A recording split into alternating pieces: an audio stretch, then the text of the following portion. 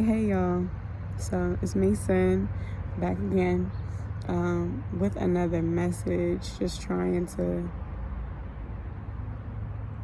hear my heart, feel my spirit, and pass it on to whoever needs it. So for the past couple of days, today is May 3rd. The past couple of days I've been in Maryland, just spending some time with my family. Not sure if anybody here knows, but I am originally from Maryland. I'm living in Philadelphia right now with my son. I went there for school, and I absolutely hate is a very strong word, but absolutely dislike living in Philadelphia at this point in my life. So that's just a little background, but I've been here for a few days, just like getting my feel for the quiet and my family, and just getting back to me. But yeah, today I just had a little message to share because I woke up feeling okay. I've been tired, regular mom shit. I've been really tired, and then just being around my family and talking a lot and driving a lot and eating a lot. It's been stressful. Clearly my face is breaking out, but it's cool. We'll get back. I just know that, certain things take time. But anyways, today I woke up feeling really weird.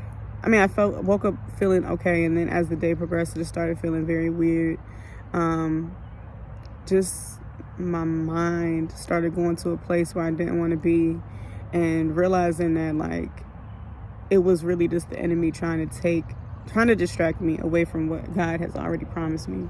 I have these days of feeling just very optimistic and very positive about, the way that my life is unfolding, and who, how far I've come and who I'm becoming, and all the beautiful things of self-development and self-improvement. And then I have these really low days of just what am I doing, and how did I get here, and why am I doing that again? And I hate this, and I don't, just discontentment. I think that's the word. But yeah, I was in that space, and I remember just making myself breakfast. I was making my mom coffee, and Celine was running all around, just being a toddler. And I was just I said out loud, I was oh my gosh, I'm so annoyed right now. I'm so annoyed, and I can't shake this feeling. And it's just really hard for me right now. I said it out loud. That's one thing that I'm really proud of myself for. I'm learning how to state how I feel in the moment, and saying it out loud to make it more real. I don't have to hide my feelings about things.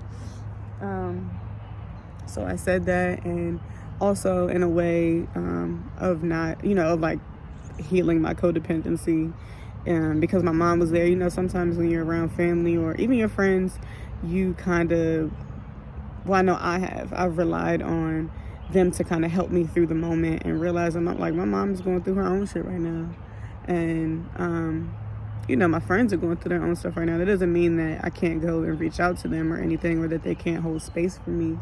But realizing that my feelings are my own, and nobody has to save me. Nobody's going to save me. Because even if whatever it was in the moment, my mom gave me a hug or tried to, talk me through, give me advice or whatever, then it would still be me that would have to make the decision on feeling better. So, then I'm working from home, and, just dealing with so many things, just trying to push myself forward, push me and Salim's life forward. And realizing that the last few months, God has just been really testing me, and my faith and my patience, and just realizing at this moment I was being tested. And I immediately just went downstairs. I just felt so overwhelmed. You get that knot in your throat, and you just feel you're just about to cry and all the things. So I didn't want to push that on my mom. I didn't want Salim to feel that, because he's a toddler and doesn't care. So I just removed myself for a couple minutes, 5 minutes. I went to another space, and I just cried, and then I just prayed and like had that time with God and had that time with myself instead of just feeling like I have to figure this out right now. And yeah, so then I just tried to start working again. Immediately got annoyed with that. And I was just like, you know what, I'm gonna step away for a second in the name of self-care again. And sometimes, you know, you have to do that. I feel like, especially as a parent, you can't just be like, all right, I'm gonna go take a shower and then that's gonna be it. Like, sometimes there has to be self-care like repeatedly throughout the day. And this is why I really preach, you know, taking care of yourself. But I hop on Instagram for a little bit, and then I'm like, you know what, let me get off Instagram, let me go brush my teeth. And while I'm thinking about getting off Instagram, I see, y'all know Alex L is my favorite writer, and I stand by so many things that she talks about and shares. And I just love it because I feel like so many people can relate to it, and they can and I can share it for them too. So I'm sorry, I just keep turning around. I'm sitting at the park. This is my neighborhood playground, y'all. We used to come here all the time as kids. It's right across the street from my grandparents' house. And look at Celine, knocked out. So yeah, so now I'm taking another moment before I go in the house and finish up. But anyways, the rest of my story time continues.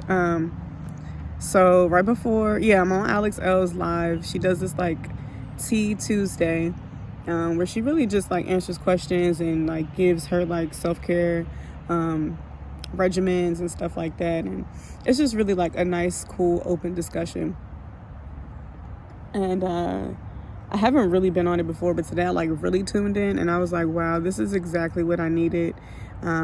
Because number one, she's also been talking about how she's like I lost my train of thought for a second. Just looking around. How she's just like she's a mindfulness instructor. So, you know, there are a lot of people out here on the internet that like really talk about mindfulness and meditation and stuff like that, and how hard it is to like actually sit down and meditate. I mean, they tell you to sit down and meditate, but nobody really factors in how hard that actually is, especially you know, when you're dealing with certain things like anxiety, you know, when your mind is always racing. My mind is always racing, always on to the next thing. And meditation has worked for me in the past, but I feel like since becoming a parent, it has its days where it works for me and the days where it doesn't. But anywho, she's been on a journey of walking every day. And I've been following her journey since she first started, and I just felt like it's just so inspirational, and it just ties back into my life so easily because when I was younger, me and my grandmother used to walk all the time, and I just used to really enjoy it. Like, it wasn't much exercise, but it was movement, and that's what she talks about too. Just like getting out of the mindset of feeling like meditation has to be you just sitting there, you know, on a cushion and just breathing. Like, you know, sometimes there is such thing as meditation and movement. So walking, I've been talking about this for a while. I've been talking about like wanting to start, you know, the same type of challenge for myself of walking every day. And I just, you know, I always feel like when I have these epiphanies to do these challenges, because I'm so inspired by other people that I really want to do it, and then when it comes time to do it, I'm like, I'm not doing that. I think of every excuse. For me, my latest excuse has been like, oh, I live in Philly and I don't want to walk in Philly. Like, it's cars everywhere, it's sirens all the time. This is just one of my biggest things of living there. It's just so noisy and everything. So all in all, I just took it upon myself today to just take out all the noise in my head and around me and go for this walk. and knowing that I'm not everywhere where I want to be in life right now, but right now I am. In this moment, you know, today I'm where I want to be, and I'm doing what I want to do. I might not have everything that I want to have right now, but I'm going to utilize what I have. So, you know, it was around Salim's nap time, and put him in a stroller, gave him his milk, I put my clothes on. Shortly after, like, brushing my teeth and washing my face, and I was like, we're going on a walk. So we went on our walk, and it was just like, I saw maybe 3 cars, and I heard birds the entire time. And it was just me and him, just like there, and God, obviously. And then I just, like, in my grandparents' neighborhood, it's like the suburbs, so it's like all these hills. So I'm like pushing Salim up these hills, and like I'm like, okay, I know God is pushing me up this hill, like, because this is actually hard right now. I'm not really a big exerciser, but I do like movement. So I think that this might be a new journey. Might be starting something new, but near Salim, especially because he's knocked out right now, and it'll give me like a chance to clear my mind a little bit more, and maybe even start a walking challenge or something for moms in Philly, because I hate being there so much, and I have to like make my time there useful. So anywho, this was not supposed to be 11 minutes long. Y'all know I get the rapping, but I just wanted to share that, you know, wherever you are in life right now, it's okay. Like, you are not your circumstances. You are not stuck there. Like, you can push yourself forward. I could have easily just been like, you know, I've been very irritated on a lot of days, with just being overwhelmed with motherhood and working again, and just life, and just trying to better ourselves.